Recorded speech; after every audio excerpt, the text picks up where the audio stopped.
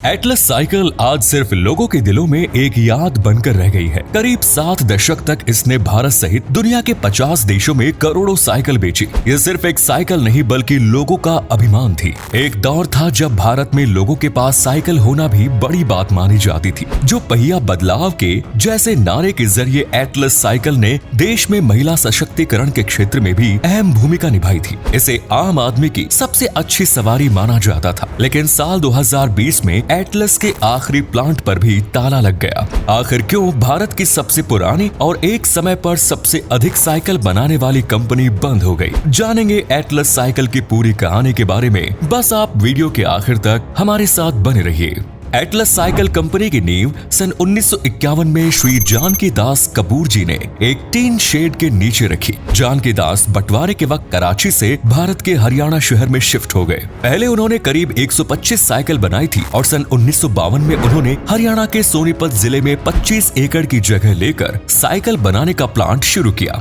ये भारत की पहली साइकिल निर्माता कंपनी थी और पहले ही साल में एटलस कंपनी ने करीब 12,000 साइकिल बनाई। देश भर में एटलस साइकिल डिमांड बढ़ने लगी। हर किसी को एटलस साइकिल बहुत पसंद आई। सन 1956 में हीरो साइकिल ने मार्केट में एंट्री की, लेकिन एटलस की बिक्री पर इससे कोई खास फर्क नहीं पड़ा। लोगों की जुबान पर एटलस साइकिल का नाम चढ़ गया। सन 1958 में एटलस ने विदेशी बाजार में एंट्री की। मिडिल ईस्ट और अफ्रीका के देशों में भी एटलस की अच्छी खासी डिमांड देखी गई। एटलस का कारोबार लगातार बढ़ता ही जा रहा था। हर वर्ग के लोग एटलस साइकिल को पसंद कर रहे थे। पहले कई मीलों का जो सफर लोगों को पैदल पार करना पड़ता था, वो एटलस साइकिल की मदद से काफी आसान हो गया। मजदूर, किसान, लेबर, स्टूडेंट्स, हर किसी को एटलस साइकिल की सवारी में बड़ा मजा आने लगा।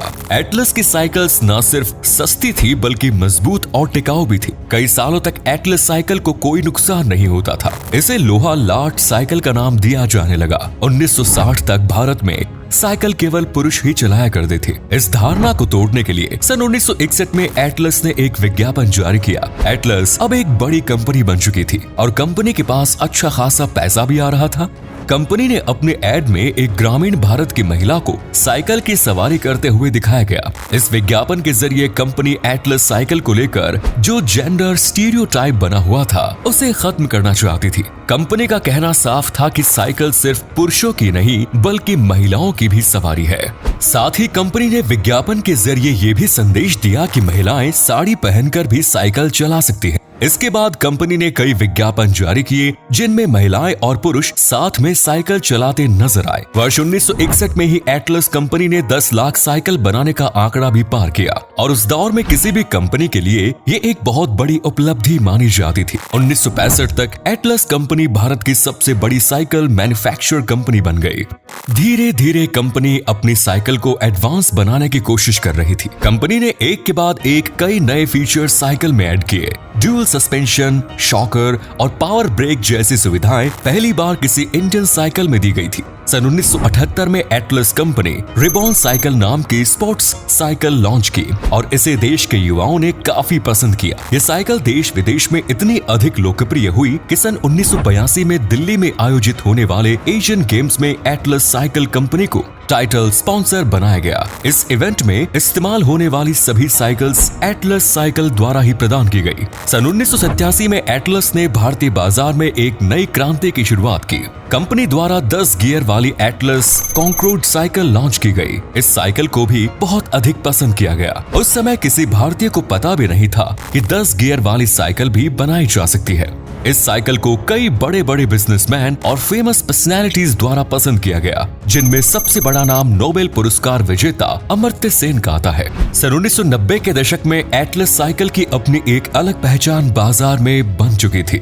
लोगों को लगने लगा था कि एटलस का मतलब ही साइकिल होता है, लेकिन इसी बीच कई बड़े बड़े प्लेयर्स ने भारतीय बाजार में दस्तक देनी शुरू कर दी। हीरो कंपनी शानदार साइकिल्स तो बना ही रही थी, साथ ही अफोर्डेबल 2 व्हीलर का निर्माण भी हीरो द्वारा कर दिया गया। अब लोगों के पास पैसा आने लगा था, उनकी परचेजिंग पावर बढ़ने लगी। लोग साइकिल के बजाय मोटर बाइक्स को पसंद करने लगे और जिनके पास ज्यादा पैसा था उन्होंने कार खरीदना शुरू कर दिया। साल 2004 में एटलस साइकिल के भारत में 4000 से अधिक डीलर्स थे और दुनिया के 50 देशों तक एटलस का कारोबार फैल चुका था। चीन के बाद भारत दुनिया का दूसरा सबसे बड़ा साइकिल निर्माता देश बन गया। कंपनी ने अपने प्रमोशन के लिए सानिया मिर्जा और सुनील शेट्टी जैसे स्टार्स को अपना ब्रांड एम्बेसडर नियुक्त किया, लेकिन अब लोगों की दिलचस्पी साइकिल में कम होने लगी थी और यहीं से एटलस के पतन की कहानी शुरू होती है। एटलस साइकिल के शेयर्स गिरने लगे, इसकी सेल में भारी गिरावट दर्ज की गई। एटलस साइकिल ने 1990 के बाद किसी नए इनोवेशन की तरफ ध्यान नहीं दिया था। सन 2000 के बाद एटलस की पहचान एक लेबर क्लास साइकिल के तौर पर बन गई थी। एक अच्छी फैमिली के लोगों को एटलस साइकिल चलाने में हिचक महसूस होने लगी। वे साइकिल सिर्फ शौकिया तौर पर चलाते थे और इसके लिए उन्हें अट्रैक्टिव और बेहतरीन साइकिल चाहिए होती थी, जिस कारण सभी कस्टमर्स ने हीरो कंपनी की ओर रुख करना शुरू किया। साथ ही कई विदेशी कंपनियों की साइकिल भी भारत में पसंद की जाने लगी। इन सब के अलावा एटलस कंपनी के परिवार के भीतर लड़ाई झगड़े होने शुरू हो गए।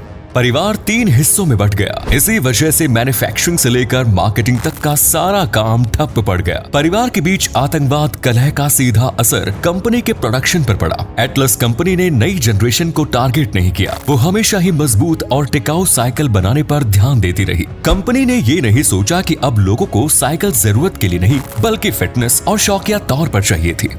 अपना परसेप्शन चेंज ना करने के कारण एटलस साइकिल नुकसान में जाती रही।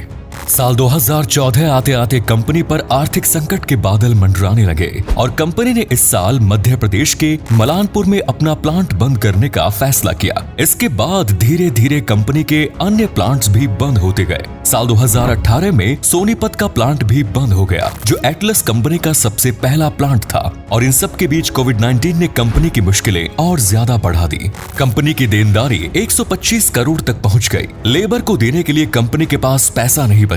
मार्केट में एटलस साइकिल की डिमांड लगभग खत्म हो गई और 3 जून साल 2020 के दिन कंपनी ने गाजियाबाद के साहिबाबाद इलाके में अपना अंतिम प्लांट भी बंद कर दिया। इसी दिन भारत में नेशनल साइकिल डे भी सेलिब्रेट किया जाता है। ये कंपनी का सबसे बड़ा प्लांट था, जिसकी शुरुआत सन 1989 में की गई। वहाँ पर हर साल 2 लाख से अधिक साइकिलों का निर्माण किया गया।